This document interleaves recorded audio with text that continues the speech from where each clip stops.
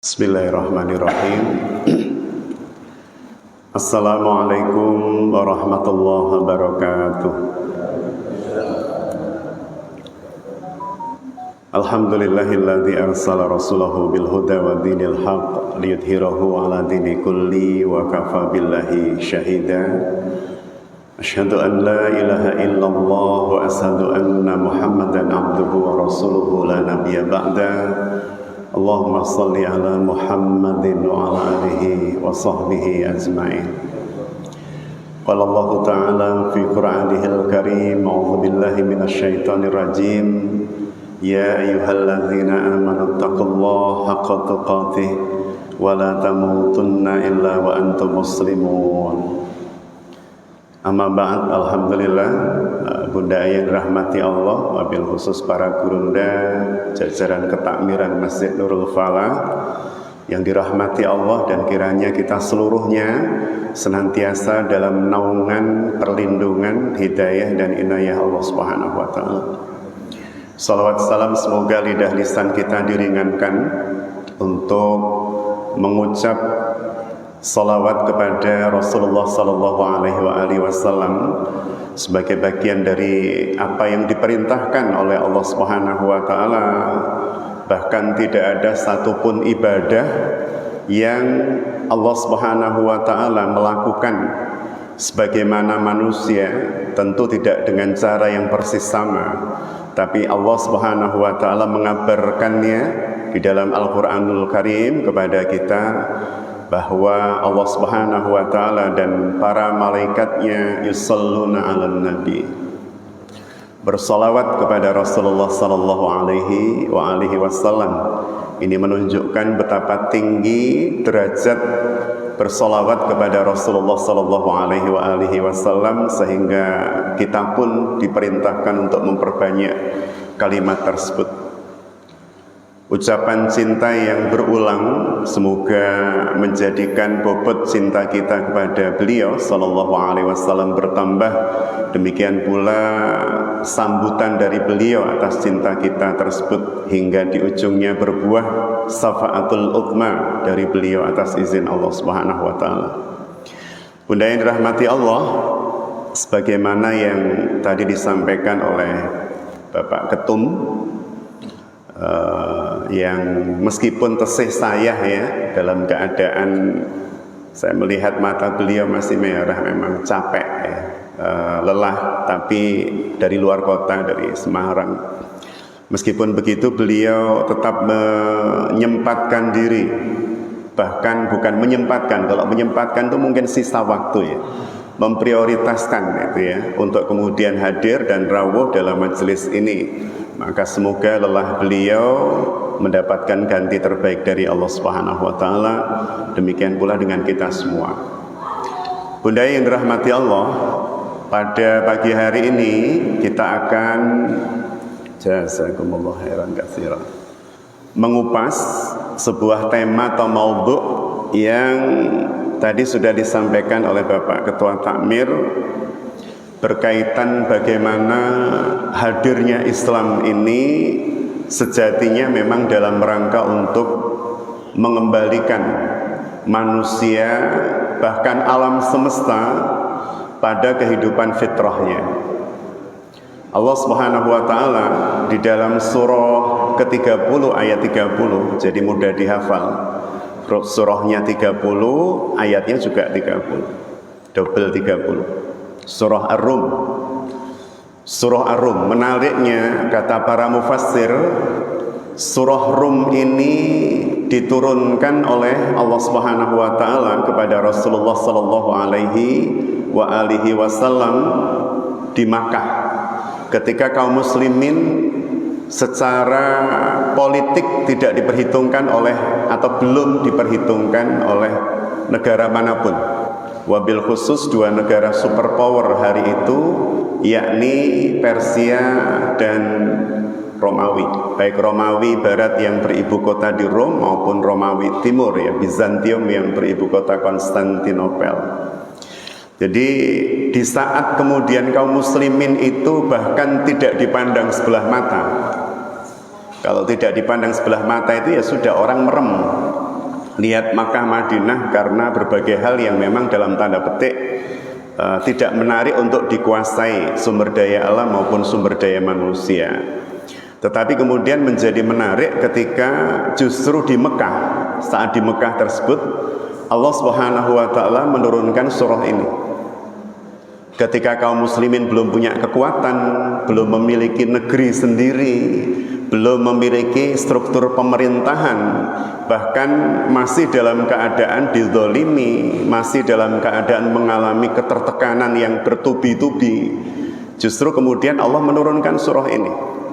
Maka kemudian para mufassir mencoba untuk mencari ibrah dan hikmahnya.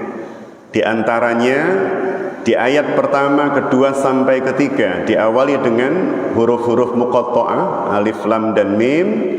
Setelah itu kemudian dilanjutkan dengan kalimat ghulibatur Rum, telah dikalahkan bangsa Romawi. Ini bersandar pada penjelasan Dr. Muhammad Al-Ghazali, bukan Abu Hamid Al-Ghazali ya. Kalau Abu Hamid Al-Ghazali Hujatul Islam, seorang imam ulama besar di masa lalu. Tapi kalau Dr. Muhammad Al-Ghazali seorang ulama besar dari Al-Azhar ya, di masa ini. Jadi beliau menyampaikan bahwa ketika Allah Subhanahu wa taala menurunkan surah Rum di Makkah Mukarramah, pada saat itu sejatinya Allah sedang mengajarkan cara pandang yang bersifat geopolitik kepada kaum muslimin meskipun mereka belum punya negara. Jadi mereka oleh Allah Subhanahu wa taala sudah diberikan informasi tentang kondisi perpolitikan internasional. Wabil khusus dua negara superpower yakni Persia dan Rum yang senantiasa saling bertempur untuk memperebutkan wilayah dan kekuasaan. Dan Allah mengabarkan telah dikalahkan bangsa Romawi fi adnal ard, di sebuah tempat yang sebagian ulama atau mufassir mengartikannya sebagai adna itu dekat. Sebagian mufassir kemudian menerjemahkan secara letterlux dan memberikan tafsiran bahwa adna itu adalah tempat terendah. Dan terbukti kemudian bahwa tempat di mana dikalahkannya bangsa Romawi oleh Persia secara geografis adalah tempat yang paling rendah dari permukaan laut dibanding daratan manapun. Masya Allah. Jadi ini salah satu keajaiban Al-Quranul Karim yang kemudian terungkap secara sains di masa-masa modern akhir zaman. Bapak Ibu yang dirahmati Allah, di surat inilah Allah Subhanahu wa taala menyampaikan di ayat ke-30-nya tentang fitrah manusia dan seperti apa fitrah itu dihadirkan kepada manusia. A'udzubillahi minasyaitonirrajim. Fa'akim wajhaka lid-dini hanifa fitratallah allati fataran nasa 'alaiha la tabdila li khalqillah dzalika ad-dinul qayyim walakin aktsaran nas la ya'lamun. Jadi Allah Subhanahu wa taala menyampaikan di dalam ayat ini, maka hadapkanlah wajah kalian dengan lurus kepada agama Allah, karena yang secara fitrah menatap, melihat, mengamati, mendiagnosa masalah, objek atau apapun wajah kita, baik itu penglihatan, baik itu penciuman maupun perasa dalam tanda petik ya, lidah kita dan seterusnya. Jadi Allah Subhanahu wa taala menyampaikan, hadapkanlah wajah kalian. Dan kemudian yang kedua, wajah ini adalah bagian dari tubuh kita yang identik dengan penerimaan atau penolakan kita atas sesuatu. Jadi kalau menerima itu ya wajahnya dihadapkan kepada lawan bicara. Kalau kemudian tidak nyaman ya memalingkan wajah, begitulah dalam definisi bahasa Indonesia. Sehingga kemudian di dalam ayat ini Allah menyampaikan, maka hadapkanlah wajah kalian dengan lurus kepada agama Allah, lid-dini hanifah ya, pada din yang hanif, dan tetaplah kepada atau atas fitrah Allah yang telah menciptakan manusia menurut fitrah itu. Dalam ayat ini kemudian Allah secara tidak bias menyampaikan bahwa ketika panjenengan kula sami dihadirkan di atas bumi, maka Allah sudah memberikan secara include potensi yang disebut fitrah. Dan ini kemudian menjadi lebih jelas lagi ketika kita membaca sabda Rasulullah sallallahu alaihi wasallam, riwayat muttafaqun alaih, ketika Rasul menyampaikan kullu mauludin yuladu alal fitrah fa abawahu yuhawidani au yunassiranihi au yumajjisanihi. Jadi dalam hadis tersebut Rasulullah menyampaikan bahwa tiap-tiap bayi yang lahir, tiap-tiap anak yang dihadirkan Allah melalui rahim ibunya itu terlahir dalam keadaan sudah terinstal fitrah. Berarti kalau sudah terinstal fitrah, tidak dalam keadaan kosong sebagaimana teori tabula rasa, tapi memang sudah Allah berikan sebuah program untuk kemudian bisa mendeteksi benar dan salah, memisahkan baik dan buruk dan seterusnya, sebelum kemudian mendapat tantangan-tantangan baik dari luar yang syaitan menggerakkan maupun dari dalam diri kita sendiri yang kemudian kita kenal sebagai bagian dari nafs. Jadi bunda yang dirahmati Allah, di dalam ayat ini yang kemudian dijelaskan pada hadis Rasulullah sallallahu alaihi wasallam tadi, berarti seluruh manusia itu pada hakikatnya sudah membawa potensi fitrah ketika mereka hadir.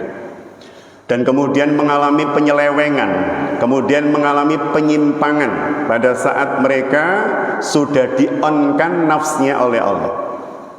Dan nafsu ini bersandar kepada paparan Abu Hamid Al-Ghazali, Hujjatul Islam, ya, Imam Al-Ghazali dalam kitab Ihya-nya. Beliau menyebutkan bersandar pada ayat-ayat Al-Quran, nafs ini terbagi menjadi 3. Ada nafs yang selalu meminta kita melakukan keburukan, amarah bisu. Ada nafs yang menjadi pengerem kita, sehingga seringkali ketika seorang manusia yang masih memiliki iman dalam hatinya melakukan kesalahan, kemudian muncul nyeselnya.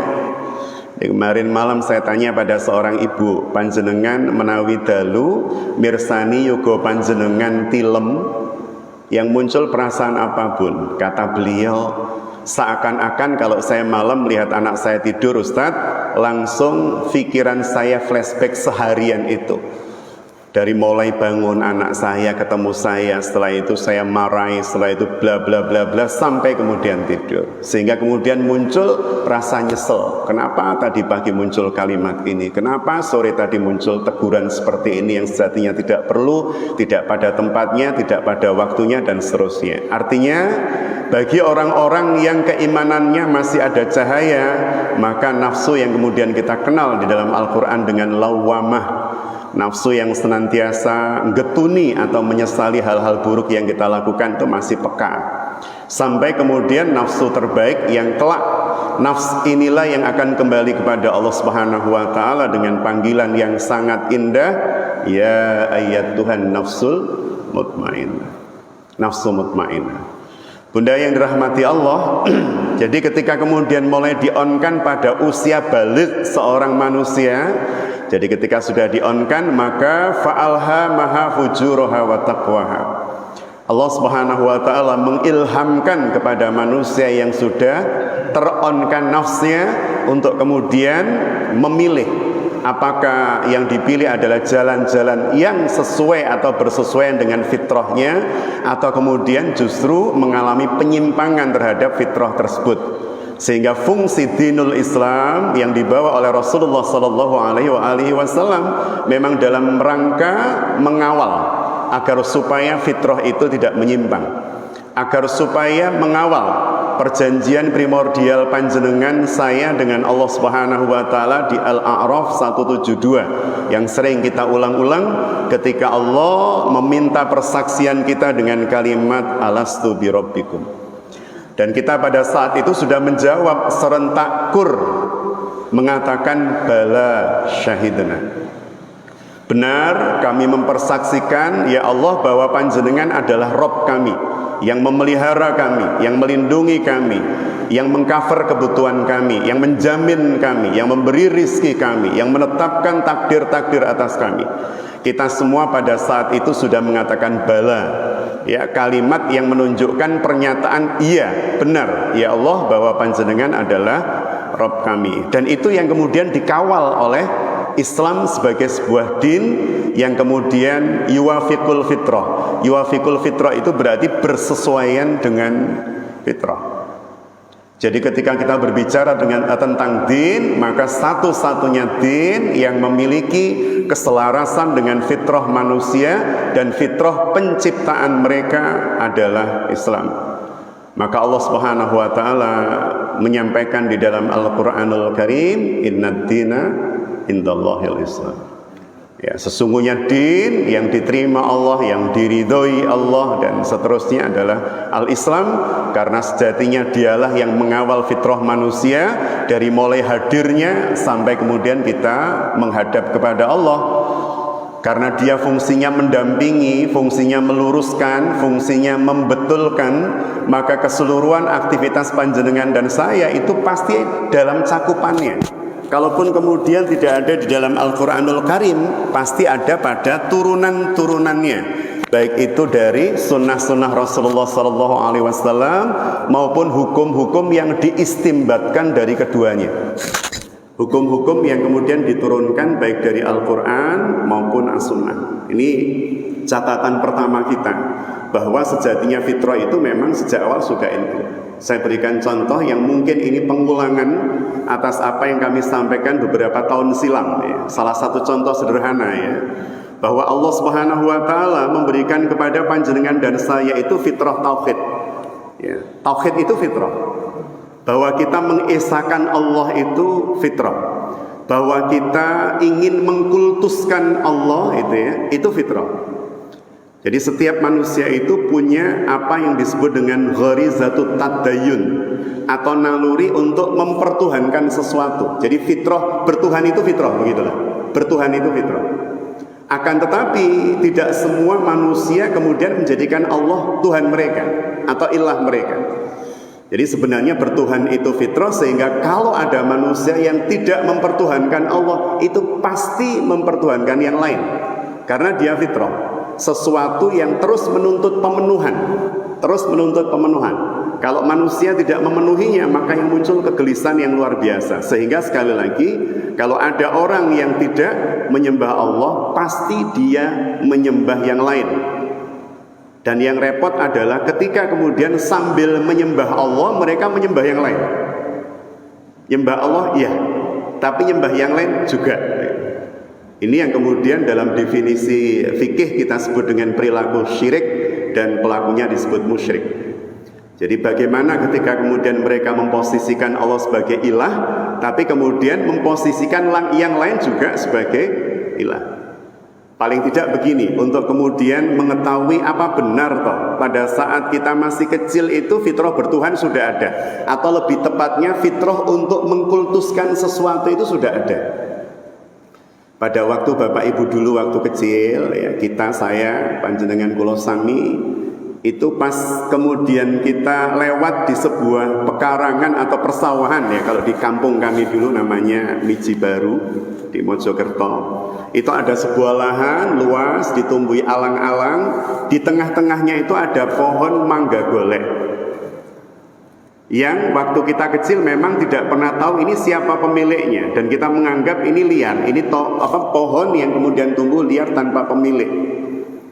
Ketika kemudian sudah mulai berbuah gitu ya, kadang siang atau sore kita pas berjalan melalui ilalang-ilalang itu, melihat kok kemudian mangga goleknya sudah mulai gede gitu ya. Namanya anak-anak itu kan nggak nunggu sampai warnanya kuning, merah, ranum, boten. Bahkan kadang ketika kemudian masih hijau begitu lebih menarik untuk dimakan bersama garam gitu ya. Setelah dipukulkan di ujung buk lah begitu biasanya. Nah, yang menarik pada saat itu, pada saat kita mengambil itu ya, itu kadang ada kalimat begini. Jadi karena kita menganggap itu tanpa pemilik, sehingga kemudian kita merasa ini pemiliknya pasti ghaibah, sesuatu yang tidak tampak. Sehingga kemudian ketika mau ngambil itu kadang bilang, "Mbah, kula nyuwun nggih." Napa nggih wonten ten mriki piyantune. Jadi kadang itu ketika mau ngambil, "Mbah, kula suwun nggih," dan seterusnya. Artinya secara fitrah mengkultuskan sesuatu itu memang sudah ada pada diri manusia. Sehingga kalau mereka tidak mempertuhankan Allah itu pasti mempertuhankan yang lain. Atau kemudian bersama-sama mempertuhankan Allah dan mempertuhankan yang lain. Jadi yang pertama ini sifatnya fitrah. Maka kemudian Al-Quran itu mengawal, maka kemudian Rasulullah itu mengawal, Islam itu mengawal agar supaya fitrah tauhid ini tidak tersalurkan secara salah, bahwa Rabb selain Allah itu harus dihilangkan. Maka konsep tauhid pertama yang dihunjamkan oleh Rasulullah di Mekah, kalimatnya sangat tegas, jelas dan tidak bias. La ilaha illallah. Meniadakan seluruh ilah, seluruh sesembahan, seluruh yang dinomorsatukan illallah, kecuali Allah semata.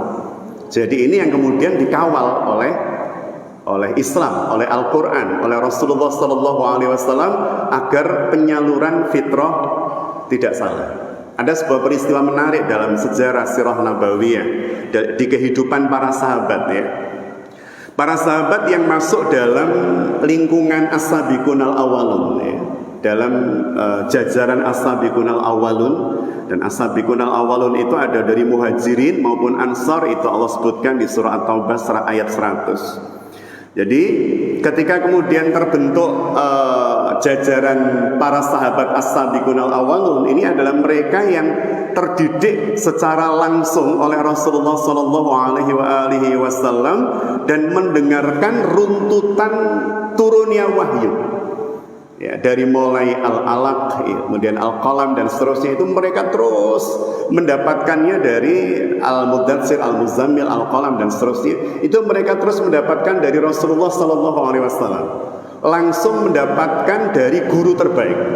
Langsung mendapatkan penjelasan dari manusia pertama yang mendapat ayat tersebut dari Allah melalui Jibril. Sehingga sangat tipis bias makna, sangat tipis. Semakin jauh dari Rasul kan kemudian bias pemahaman dan pemaknaan itu menjadi lebih lebar. Dan yang menarik ketika kemudian kita berbicara tentang generasi awal ini, tertatanya tauhid mereka oleh apa yang diajarkan oleh Rasulullah SAW itu, sampai kemudian mungkin para tabi'in atau bahkan kemudian kita yang sangat jauh dari generasi terbaik tersebut itu mungkin merasa aneh. Beberapa keputusan yang diambil oleh para sahabat kelas wahid ini, kalau pendekar itu pendekar nomor 1 ini, kemudian kadang kita anggap aneh, unik, nyalahi SOP begitu. Salah satu contoh yang paling mencolok waktu itu adalah ketika kekhalifahan dipegang oleh Sayyidina Umar Ibn Khattab radhiyallahu anhu. Ini berarti sudah memasuki Rasulullah meninggal tahun ke-11, Abu Bakar meninggal tahun ke-13. Berarti ini masuki tahun ke-13 dan seterusnya sampai 23 Hijriah.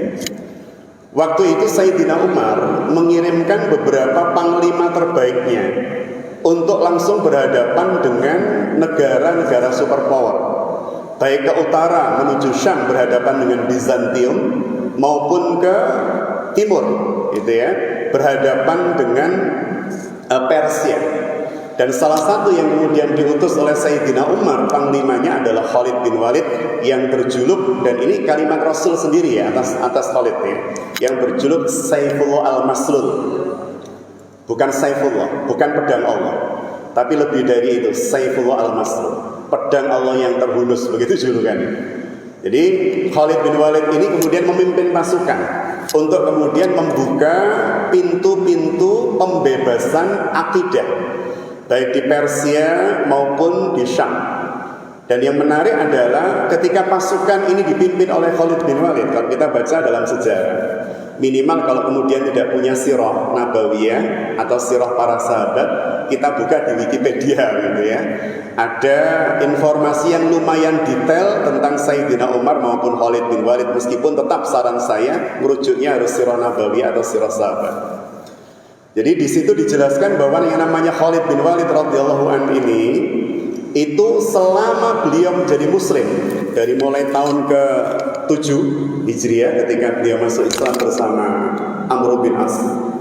Jadi selama beliau masuk Islam kemudian diserai atau diamani memimpin pasukan kaum muslimin di 100 kali pertempuran, itu tidak pernah kalah Bapak Ibu.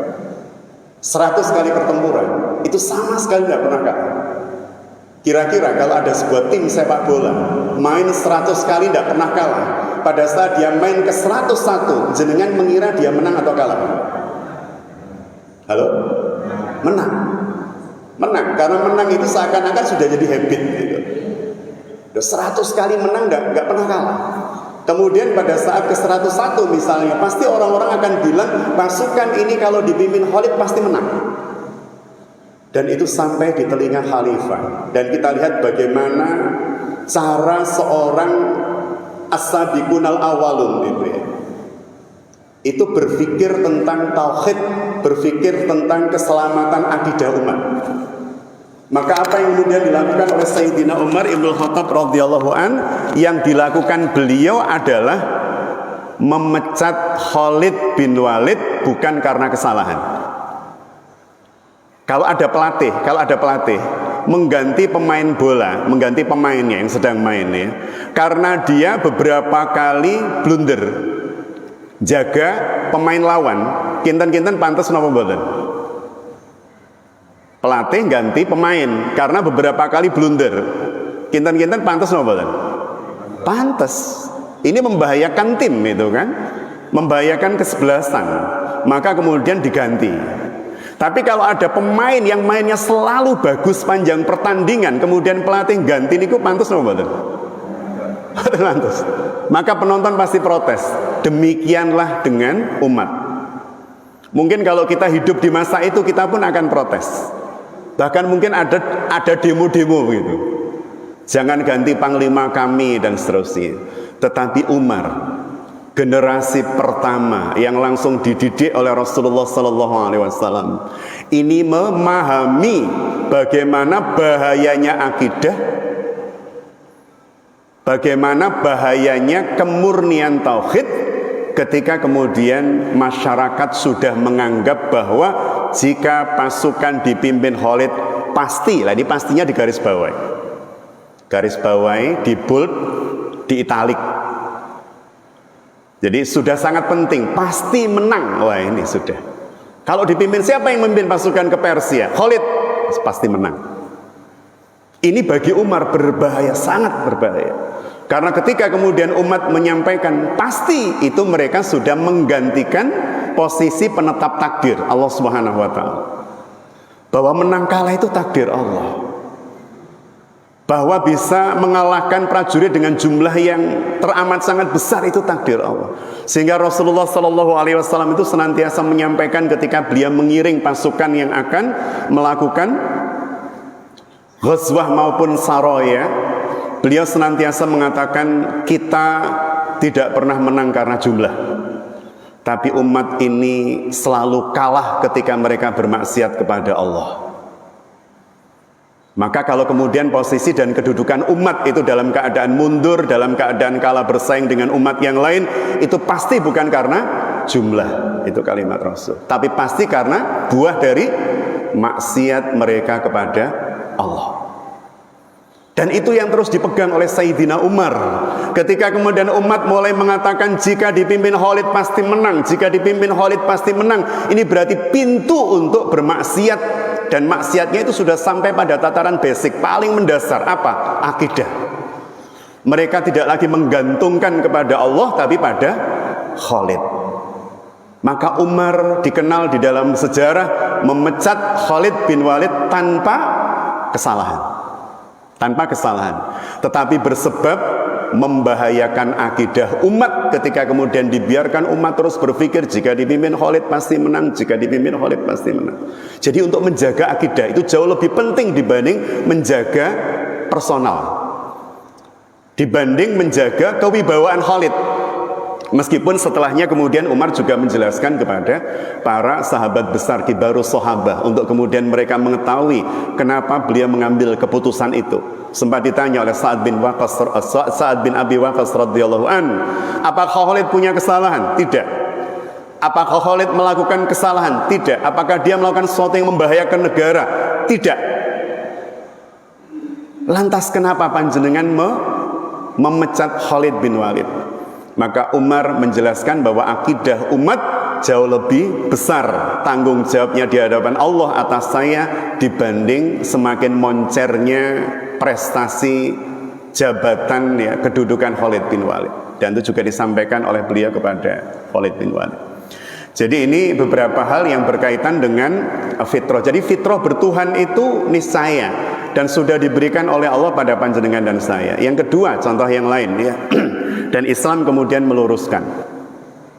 Contoh yang lain, bunda yang dirahmati Allah, bunda ayah yang dirahmati Allah, bagi panjenengan yang memiliki putra putri ya, pasti pada saat kecil itu, apalagi ibu ya, dekat dengan mereka, memperhatikan kebiasaan mereka dan seterusnya dan seterusnya. Yang kalau kemudian kita jeli, kita akan dapati betapa kemudian Allah Subhanahu wa taala memberikan fitrah kepada anak-anak kita, termasuk kita, tapi kita menjadi pengamatnya.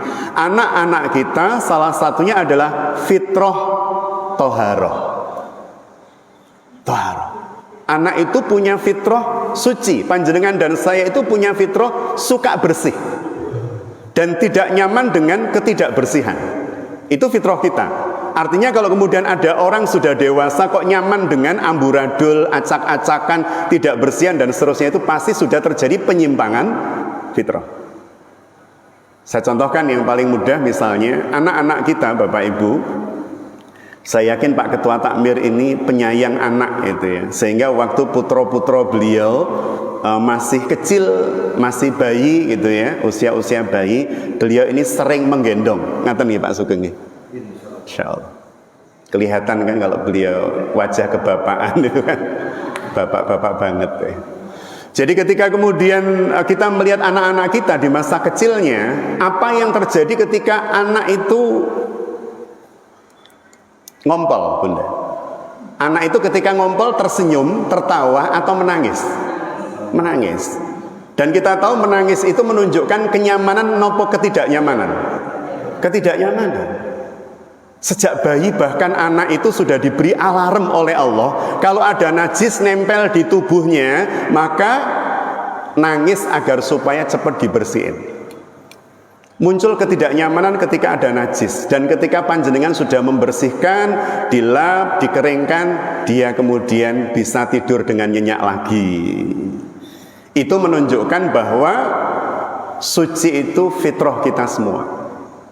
Tetapi fitrah yang sebenarnya hebat luar biasa ini oleh manusia, wabil khusus oleh orang tua, karena tadi kalimat Rasulullah fa'abawahu, dan orang tuanya lah yang kemudian akan menjadi faktor utama dan pertama penyimpangan fitrah pada anak secara umum bagi anak yang memiliki ayah dan ibu. Apa yang terjadi pada anak yang pada awalnya tidak nyaman dengan najis ini? Maka kemudian sang ibu atau sang ayah kemudian karena nggak mau repot ketika masak, nggak mau repot ketika buka WA dan baca WA, nggak mau repot ketika membaca status dan mengupload sesuatu, nggak mau repot. Akhirnya anak mulai dibiasakan dengan pampers. Coba pertanyaan saya pertama, saya nggak nyalakan pampers, menggunakan pampers halal-halal saja, tapi ada catatannya. Ketika dulu anak-anak kita pakai pampers pertama kali, Bun, pertama kali, kinten-kinten pipis masih nangis gak? Pertama pakai pampers, nangis. Dia nggak nyaman, ada najis nempel tubuh saya. Alarmnya kemudian bilang dan dia munculkan dalam bentuk tanda nangisnya, supaya kemudian segera dibersihkan najis itu. Tapi karena orang tua sudah mempersi, sudah merasa aman, tidak harus dibersihin. Yang terjadi kemudian anak mulai terbiasa untuk ditempeli najis. Gini betul? Mulai terbiasa. Dipakai berulang-ulang, akhirnya jadi habit. Bahwa kalau ada najis nempel tubuh, tidak harus protes. Ini berarti pola yang sejatinya membunuh fitrah sucinya anak. Maka menggunakan pampers monggo, tapi jangan terlalu sering, kecuali untuk hal yang memang sangat urgent. Hanya karena kita nggak nyaman kok kemudian masak, nggak nyaman dengan anak nangis di pampersi. mainan WA ibunya, bapaknya, nggak nyaman anak nangis pampers sih. Panjenengan sudah menjadi sumber penyimpangan fitrah kalau itu terjadi. Fitrah suci anak.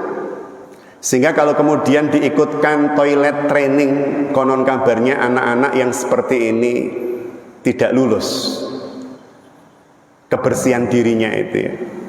Jadi contohnya fitrah itu, fitrah kesucian, fitrah kebersihan. Ibu-ibu ada yang anaknya sulit dibangunkan sholat subuh? Banyak. Coba kita lihat anak-anak kita dulu. Kira-kira fitrah setiap anak itu bangunnya waktu kecil sebelum subuh atau setelah subuh? Sebelum. Fitrahnya bangun sebelum subuh. Tapi lihatlah cara orang tua.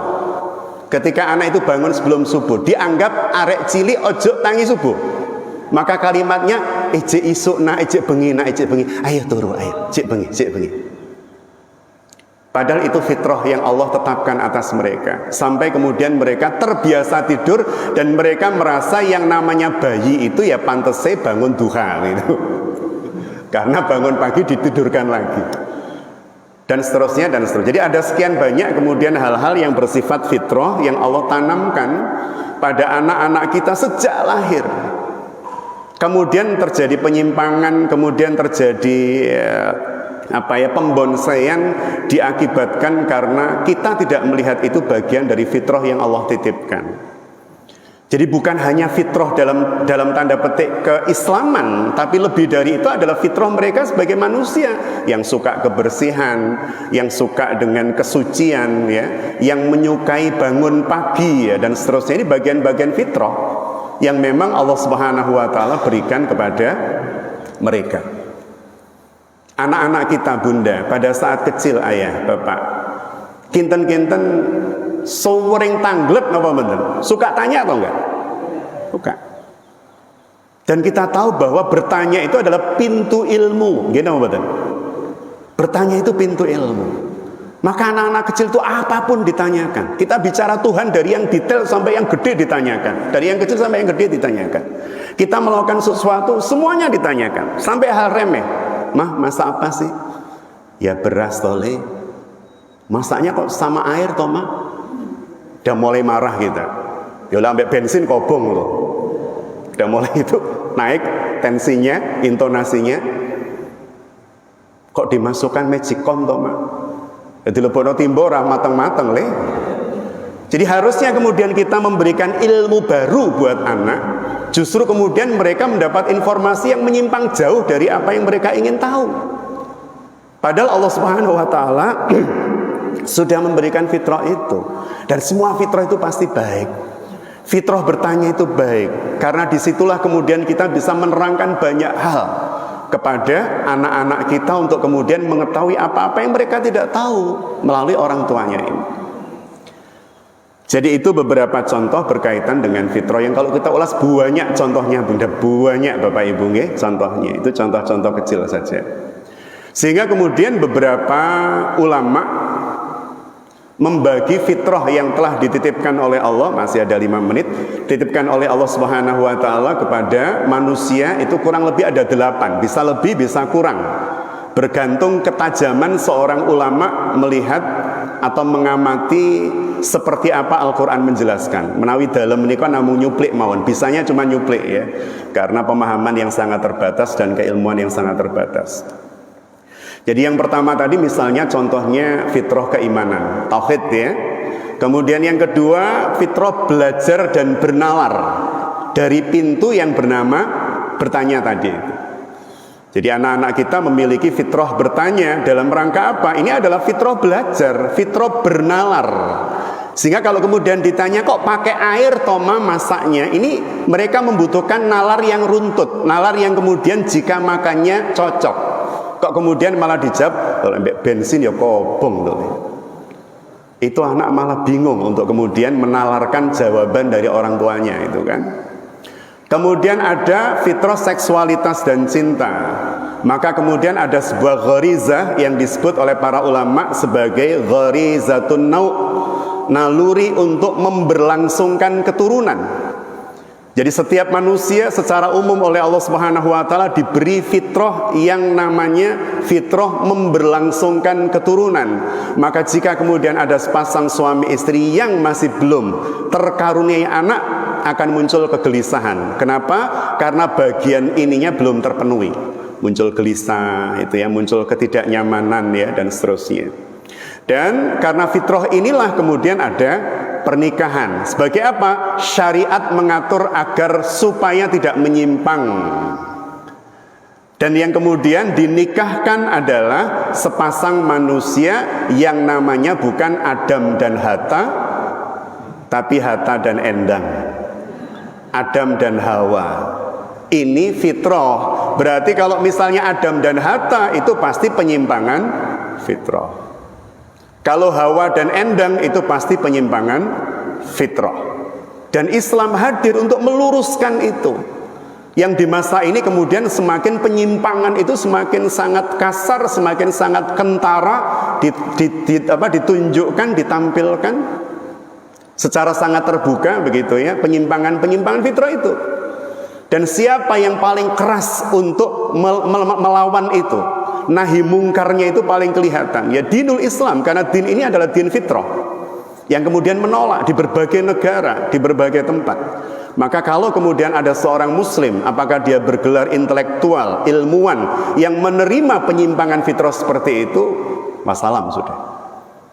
Artinya berarti dia sendiri memiliki cara berpikir yang tidak lagi fitrah, karena menerima penyimpangan fitrah yang seharusnya diluruskan dengan kalimat oh itu kan hak asasi setiap orang. Nah, misalnya begitu ya, siapa yang memberikan hak pada kita jika bukan Allah? Siapa memberikan hak asasi pada kita jika bukan Allah? Maka fungsi nahi mungkarnya Islam itu kemudian menjadikan kehidupan itu terjaga fitrahnya. Kemudian ada ini sekilas-kilas mawon nggih, fitrah estetika, ya keindahan, fitrah bahasa. Maka Allah itu menyebut dirinya dengan innallaha yuhibbul innallaha yuhibbul tasbih Ustaz Ja'far ini. Allah itu jamil yuhibbul jamal, begitulah paling mudah itu. Allah itu indah dan menyukai keindahan. Allah itu mengajarkan kepada kita untuk menyukai keindahan. Dan menyukai keindahan itu bukan sombong. Maka kalau panjenengan memakai baju yang indah dalam rangka menyenangkan orang yang melihat, tidak membuat sepet mata itu ya. Kalau kemudian saya pakai sarung model morot, saya pakai kopiah menceng, saya pakai baju kerahnya tidak saya kancingkan, kemudian saya diminta menjadi pembicara di sini, jenengan nyaman apa mboten? Nah, tidak nyaman pasti. Kok taplak ini separuh di sini tinggal seperempat, jenengan melihat juga nggak nyaman. Maka fitrah keindahan itu sudah ada pada diri setiap manusia. Untuk kemudian kita memang bukan hanya menikmati, tapi harus berjalan di atas fitrah itu. Kemudian ada fitrah sosial. Tadi disampaikan oleh Pak Sugeng, kita itu makhluk sosial yang tidak bisa hidup sendiri. Maka ada konsep hablum minallah dan hablum minanas. Ada konsep Rasulullah itu perjalanannya horizontal ketika Isra, dan ada perjalanan vertikal pada saat Mi'raj dan seterusnya. Jadi kita butuh support. Rasulullah itu pada perjalanan horizontalnya itu disupport oleh para nabi, disupport oleh para rasul, bahwa engkau adalah kekasih Allah wahai Muhammad, engkau adalah keluarga kami wahai Muhammad, dan kami mensupport dakwahmu wahai Muhammad. Sehingga kemudian beliau menjadi bersemangat kembali setelah melalui fase amul husni atau tahun-tahun kesedihan. Ada fitrah fisik ya, kesehatan, fitrah fisik atau kesehatan. Ini mohon maaf, ini menyindir saya itu ya. Saya ngomong tapi menyindir saya sendiri. Karena akhir-akhir menikah, dalam menikah jarang jalan kaki ya, jarang jalan-jalan ya, olahraga apa jogging atau yang lain itu ya. Padahal fitrahnya kaki ini buat jalan, sehingga Allah meletakkan sistem saraf pada fungsi-fungsi organ tubuh itu di telapak kaki, agar supaya apa? Terus tergencet, terpijat lah, begitulah kalau bahasa kita, terakupuntur, begitulah bahasa kita. Jadi agar supaya terus terakupuntur, terpijat, sehingga ditaruh di sini, fungsinya untuk jalan, sehingga kemudian menjadi lebih sehat, lebih seger karena terus terus terpijat ini. Tapi kemudian manusia semakin lama semakin jarang pakai kaki gitu kan. Dulu pakai ngesla sepeda motor, sekarang udah nggak mau. Pakai starter otomatis itu kan. Dulu masih pakai presneleng gitu kan, sekarang udah nggak mau. Pengennya pokoknya duduk nyampe tempat begitulah manusia itu. Duduk, GPS dipencet-pencet, tek-tek-tek mau ke Nurul Falah Chandra Kirana, tek-tek-tek tidur.